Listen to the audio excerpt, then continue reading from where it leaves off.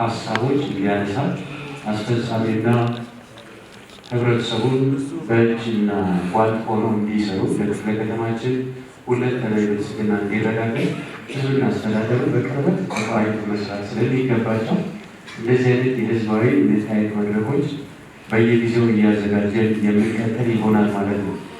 ወደ ጥያቄዎቻችን ከመሄዳችን በፊት መሬት አስተዳደር አለ። መሬት እንደምታዩት ሰፊው የሆነ የክፍለ ከተማችንን መሬት በማስተዳደር አሁን የምትገኘውን አራዳ ውብና ማራኪ ሆና እንድትቀጥል ከማድረግ ትልቁን ሚና የሚጫወት ሴክተር ነው። ሌላው የበጎ ፈቃድና ህብረተሰብ ተሳትፎ ጽሕፈት ቤት በዓላት በመጣ ቁጥር የብዙዎች የድሆችን አቅመ ደካሞችን ቤት በማደስ ማዕድ በማጋራት ደም በመለገስ ዘርፈ ብዙ የሆነ የበጎ ፈቃድ ስራዎችን በመስራት ሁለንተና የሆነ ለክፍለ ከተማችን ነዋሪ ተጠቃሚዎች ሲተጋ የሚሆን ተቋም ነው። ሌላው የግንባታ ፈቃድ ነው። ግንባታን በአገልግሎት በማግኘት አገልግሎት እየሰጠ ያለ ተቋም ነው። የተደራጀ ተቋም ነው። ዘርፈ ብዙ አገልግሎት የሚሰጥ ነው።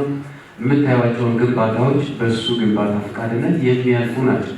ይሄ ተቋም አሁን ካለበት የተሻለ አገልግሎት እየሰጠ ይገኛል። የተሻለ ደግሞ ትኩረት ሊሰጥበት ይገባል ብላችሁ የምታስቡትን ሀሳብ እንድታነሱ ነው።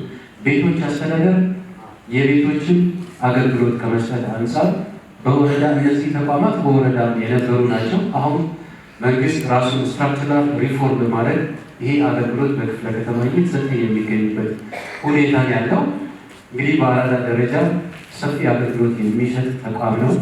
ያለው ልማታዊ የኮሪደር ልማቱ በእርግጥ 100% ሀገሪቱ ያማረ ነው። ቴንኪው ላለው ለማን በከተማ ደረጃና በሚኒስቴርና በፌዴራል መስሪያ ቤት ያሉትን የመንግስትን አካላትም ሆነ ለፈጻሚ አካላት ሁሉ ቴንኪው ማለት ይፈልጋል። ሀገራችን አማራ ልማቱ ተሰርቷል። ብዙ ነገር አልፈልቋል። ደስ ብሎኛል። አጨብጭባለሁ ለነሱ። እንደዚህ አልነበረም ይላል። ከተማው እንደዚህ አልነበረም። አሁን ዱባ ሆኖ ነው አገኘነው። እናንተስ እየሰራችሁ ነው ወይ? 2017 እስካሁን ባለው 2018 ድረስ ብዙ ህዝቦቻችን በተደጋጋሚ የሚያነሷቸውን የመልካም አስተዳደር ጥያቄዎች ከዛም ባለፈ ደግሞ የፍትሃዊ ተጠቃሚነትን የአገልግሎት ማሳለጥን ከዛም ባለፈ ህዝባችን የሚፈልገው አሁናዊ ነባራዊ ሁኔታ ጥያቄዎች በአግባቡ እየተመለሱ ነው የሚሉትን አንደኛ ከቴክኖሎጂ አኳያ፣ ሁለተኛ ደግሞ ራሱ መሬት አስተዳደር በዚህ በበጀት ዓመቱ አሳክቻለሁ ብሎ የሚያስባቸው የፍትሃዊ ተጠቃሚነትን የመሬት ስርዓት አስተዳደር በተመለከተ ደግሞ ቁጥጥርና አግባብነቱ ምን ይመስላል ከሚለው ጋር ተያይዞ ብዙ ስራዎችን እየሰራ የሚገኙ። እንደሚታወቀው መሬት የራሱ የሆነ የተቋማዊ አሰራር ሂደት ጥምረትና ተፋሰስ ያለው እንደሆነ ሁላችንም የታዘብንበት አግባብ ነው ያለው። ምናልባት እዚህ ያላችሁ የማህበረሰብ ክፍላችን እንደምታውቁት መሬት አብዛኛውን የተፈተነበት ወይም ደግሞ ተቋሙን እንደ ተቋም በሚፈለገው ደረጃ ለማድረስ አምና ላይ ብዙ ተጨባጭ የሚባሉ ለውጦችን አሳይተናል ማለት ነው። ከነዛ ውስጥም አንደኛውና ዋነኛው ቴክኖሎጂ ነው። የሚሰሩ ስራዎችን ተግባራቶችን ከማሳለጥ አኳያ በቴክኖሎጂ በጣም የሚያስደንቁና ግሩም የሚባሉ ስራዎችን ሰርቷል። ከነዛ ውስጥም ኢካርታን ከዛ ጋር በተያያዘ የባንክ ዋስትና ዕዳ እገዳንና ሌሎች መሰል ተግባራቶችን በቴክኖሎጂ እንዲሳለጥ በማድረግ የህዝባችን ፈጣን ምላሽ ወይም ደግሞ ጥያቄዎች በአጭር በጊዜ በጥራትና በፍጥነት አገልግሎትን መስጠት የቻለበት ደረጃ ላይ ደርሰናል ማለት ነው። ሌላኛው እንደምታውቁት መሬት ልማት አስተዳደር አሁን ባለው የከተማችን በጣም ፕሪቪሌጅ የሆነው የኮሪደር ልማት ላይ ትልቁን አስተዋጽኦ ካደረጉ ብቻ ሳይሆን ግንባር ቀደም ሆነው ከተማችን ከሚያለሙ ተቋማት አንዱ የመሬት ልማት አስተዳደር ቢሮ እና የክፍለ ከተማችን መሬት ልማት አስተዳደር ቅርንጫፍ ጽሕፈት ቤት ነው እና በዛን ጊዜ ለማህበረሰባችን ከምንም በላይ የፍትሃዊ ተጠቃሚነትን ማረጋገጥ የቻልንበት እንደሚታወቀው ከቀበሌ ቤቶች በመንግስት ከሚተዳደሩ ቀበሌ ቤቶች ከዛም ባለፈ የኪራይ ወይም ደግሞ ክራይ ቤት የሚያስተዳድሩ ቤቶችን እንዲሁም ደግሞ የግል አልሚው ወይም ደግሞ የግል ባለሀብቱ ይዞታውን ይዞ ያሉ ይዞታው ቦታዎችን በኮሪደር ልማት በምናነሳባቸው ወቅት ፍትሐዊ ተጠቃሚነትን ማረጋገጥ የቻለበት ሰፊ ስራዎች እንደተሰራ እዚሁ ያላችሁ የአራዳ ክፍለ ከተማ አስተዳደር ነዋሪዎች ከማንም በላይ ምስክር ናችሁ የሚለውን ነጥብ ለማስቀመጥ እወዳለሁ። እንደ በጎ ፍቃድ ማስተባበሪያ ጽሕፈት ቤት በዚህ 2017 እና 18 እስካሁን ድረስ የተከናወኑ ክንውኖች ከህዝብ የተደበቀ አይደለም። ጽሕፈት ቤቱ የሚሰራቸው ስራዎች ሰው ተኮር፣ ለሰው የተቸገረን ሰው መርዳት ብዙ መዘርዘር ይቻላል። ግን ተቆጥረው ከተሰጡን በተለይ በክረምቱ ስንከውናቸው ከነበሩ ከ17 በላይ ተግባራት በደም ልገሳ፣ በትምህርት፣ በትራፊክ፣ በጎነት በሆስፒታል የመሳሰሉትና በተለይ ደግሞ ከጊዜ ወደ ጊዜ እየጨመረ የመጣው ማዕድ ማጋራት ተግባራችን እዛ ላይ እንደ ጽሕፈት ቤት 35,000 አቅደን ከ35,000 በላይ እንደ አራዳ ክፍለ ከተማ ባሉ 8 ወረዳዎች እና ከ187 ብሎኮች ይህንን አድሬስ ያደረግንበት ሁኔታ አንዱ ለጥንካሬ እንደ ጽሕፈት ቤት ያየነው። ከዛ ውጪ ትስስር አንድ ቤተሰብ ለአንድ ሰው በሚል ሆቴሎችን፣ በጎ ፈቃደኛ ማህበረሰቦችን ኢቨን ችግረኛ ጎረቤት ካለ ጎረቤት ለጎረቤትን በማስተሳሰር 4,000 ቀን ይዘን ከ4,000 በላይ ክንውን ያከናወንበት ይሄ አንዱ በደንብ የሚያዝ ነው ማለት ነው። ይሄ እንግዲህ ትኩረት በመስጠት ወይም ደግሞ አንድ ሰው ጾሙ ከሚያደርግ ይልቅ ህብረተሰቡ ከህብረተሰብ በማስተሳሰር የተሰራ ስራ ነው። ያው እንደሚታወቀው ባታ ፍቃድና ቁጥጥር ጽሕፈት ቤት ከከተማ አስተዳደሩ ከህግ በተደራጁ ተቋማት ውስጥ አንዱ መሆኑ ይታወቃል። አሁን ደግሞ በ2016 ጀምሮ አገራዊ ሪፎርሙን በመቀላቀል ሪፎርም የተደረገ ተቋም ሪፎርም ሲባል በአገልግሎት አሰጣጥ፣ በመረጃ አደረጃጀት፣ በሰው ኃይል፣ በቴክኖሎጂ፣ በአሰራር ጥራትና ኦዲት እና በተለያዩ ነገሮች ከጊዜ ወደ ጊዜ የተሻሻለ የተሳለጠ አገልግሎት ለመስጠት ከተማ አስተዳደሩ ባስቀመጠው አቅጣጫ መሰረት ሪፎርም ተደርጎ ወደ ስራ መግባቱ ይታወቃል ማለት ነው።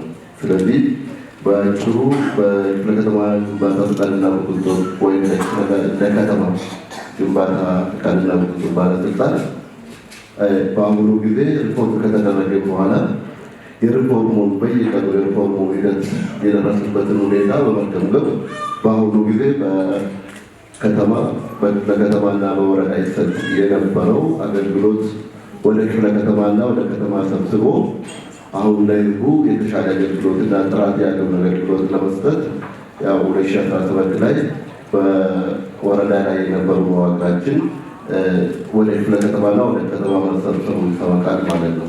ስለዚህ በቅድሚያ ለምንድን ነው የተሰበሰበው? ምን ነበር? ከሪፎርሙ በፊት ምን ነበር? በሪፎርሙ ሂደትስ የታዩ ነገሮች ምን ነበሩ? በአሁኑ ጊዜስ ምን ደረጃ ላይ ነው ያሉት የሚባለው በሴክተር ተቋሙ ሪፎርም ሲደረግ ዋናው ለህዝቡ ቀልጣፋ ፍትሃዊ የሆነ አገልግሎት የሚሰጥበት አግባብ ነበር ማለት ነው። በዝቅተኛ ደረጃ ላሉ የህብረተሰብ ክፍላችን ያለንን የመንግስት የቀበሌ ቤቶችን ተደራሽ ማድረግ። ሌላኛው ግን የከተማው የሀገር አቀፍም በፌዴራል ደረጃ ታስቦ በደንብ እየተሰራበት ያለው ይሄ ዝቅተኛ ገቢ ያላቸው በሎክ ውስጥም ተደራሽ ማድረግ ነው ዋናው ዓላማ። ከዚህ ውጭ ግን የግል አልሚዎችና የስቴት አልሚዎች መንግስት የተለያየ ድጋፍ እያደረገላቸው በዚህ 5 ዓመት ውስጥ ከ600,000 በላይ ቤት በአዲስ አበባ ደረጃ እንዲሰራ እቅድ ተይዞ ቤቶች ላይ አዲስ የሚዋቀረው መዋቅር በአንድ ዳይሬክተር የሚመራ የሪል ስቴት ግንባታና ክትትል የሚባል ዳይሬክተር የተዋቀረ ድሮ የለም። ይህ የተዋቀረበት ዋናው ምክንያት በየጊዜው ቤቶች እንዲገነቡ ግንባታ ፈቃድ የሚያውቁት ነውና ራሱ የቻለ ቲም ተዋቅሮለታል።